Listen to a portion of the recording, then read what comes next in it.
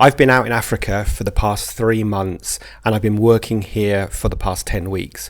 In today's episode, I'll be discussing what it's like to be a digital nomad working remotely in Cape Town for an extended period of time, living and working like a local rather than being on a holiday. Now, I wanted to record this episode not to brag.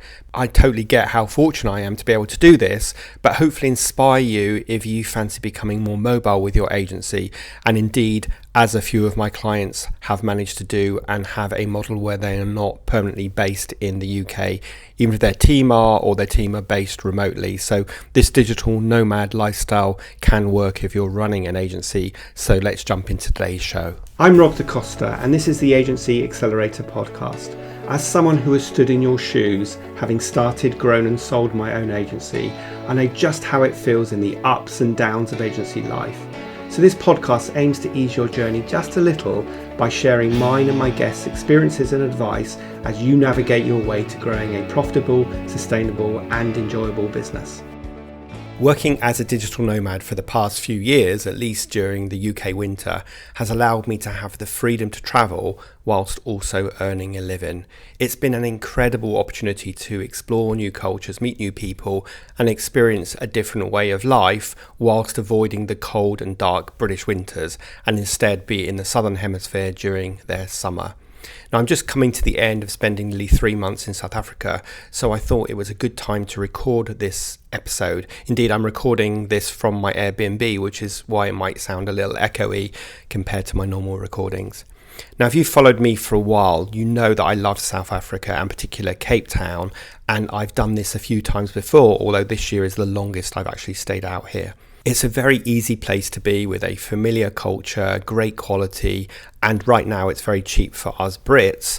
And most significantly, there's only a 2-hour time difference between here and the UK, because fundamentally we are 9,000 kilometres directly south of the UK. So it makes it infinitely possible for me to work here whilst also exploring the beauty that Cape Town has to offer. So I thought I'd break this down into 5 benefits and 5 disadvantages of working remotely. And to be honest, it was much easier to find the benefits. I could have found a lot more than 5 than it was to find the disadvantages, where I struggled to find 5. But here goes. I wanted to be as balanced as possible. So let's kick off with the benefits. So number 1 has to be the sunshine. So South Africa has a fantastic climate, and if you imagine a beautiful summer's day in the UK, well, that's what it's like here pretty much for the whole summer. In fact, in all the time that I've been in South Africa, ironically today is the only day that it has rained in the morning, and it's got a bit cooler, but come the afternoon and the blue sky starts to show through again, so it doesn't last for very long.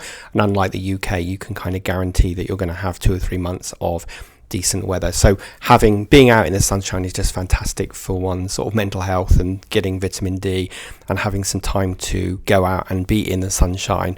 And also part of that is being able to explore the beautiful scenery. So if you're not familiar with Cape Town, it is obviously on the coast. It's a city that was built around Table Mountain, which is one of its main tourist attractions.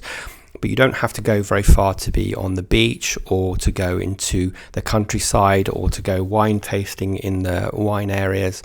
And of course, a lot of people do the garden route, which is, I don't know how far it is, but it's a place where you're going to see a lot of different scenery, from the coast to the wineries to the mountains and so on. So it's a fantastic base in which to explore, and you don't have to travel very far to be in a very different type of place. So that's the number 1 advantage, which is the sunshine, being here in the summer, and the ability to get out and explore. The second big benefit for us Europeans is the cost of living, because compared to other major cities around the world, Cape Town offers a relatively low cost of living, allowing digital nomads like me to stretch their budgets much further.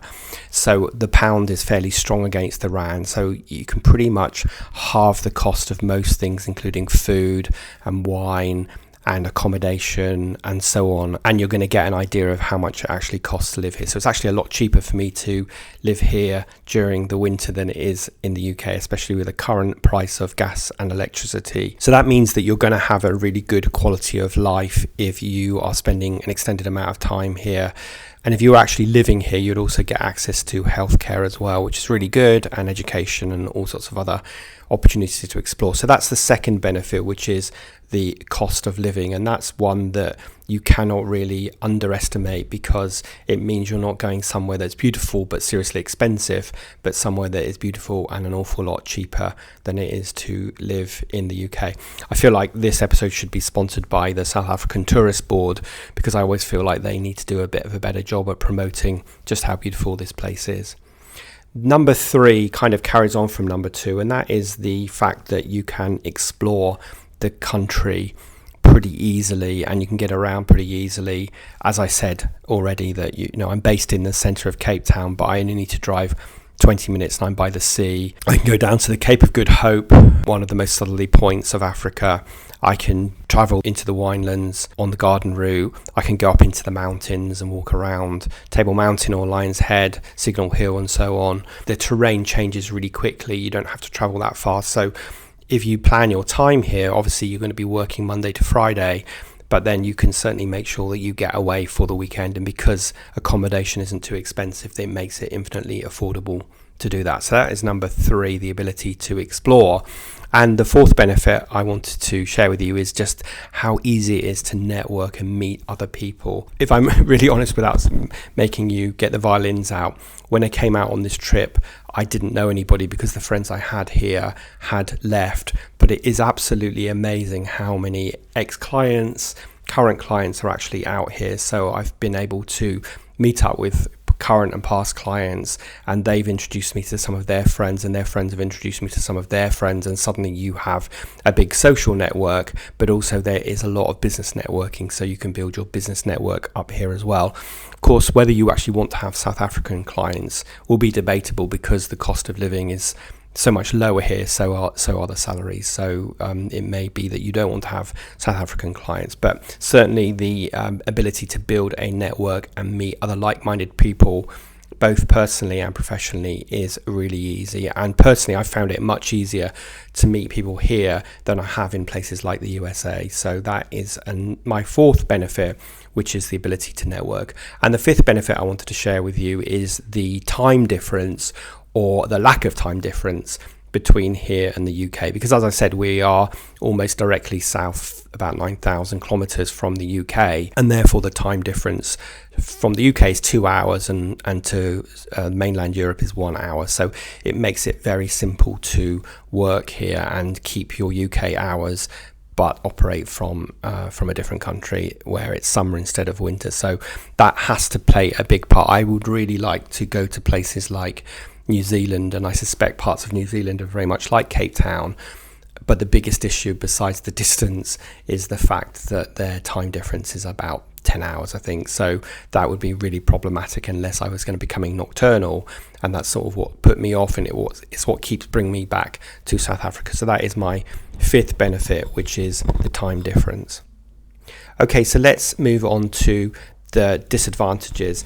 And in a full disclaimer here, as I mentioned, I've struggled to find 5 disadvantages, but I feel like the first disadvantage could easily account for 2, so I'm actually going to give you 4. But the number 1 disadvantage that not many people tell you about is the load shedding, as they call it out here. In other words, the power cuts. And this year it's worse than ever. So you can download the Eskom app, and Eskom is the main electricity provider in South Africa, and they will tell you when the power cuts have been happening. And most days they are happening about 3 times. So early in the morning from say 6 to 8:30 there's no power, and in the middle of the day from 12 to 2 there's no power, and then in the evening from 8 till 10 or 10 till midnight there's no power. And this has been, of course, making work challenging. So there's a few things that you can do to overcome this. First of all, make sure you've got a laptop with a battery, that it's charged up. You can also get a mobile router, which is what I have, and buy a local SIM card for data, which is not expensive.